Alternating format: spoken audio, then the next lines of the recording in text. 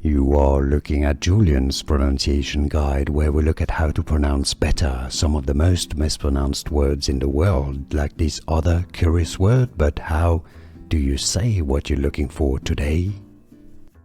Let's learn how to pronounce these phrases from French used in ballet dancing. If you want to learn more names, all the vocabulary from ballet, we got them all here, so stay tuned to the channel. Got them all coming up at the end of the video. French pronunciation is port de bras, meaning carriage of the arms. Port,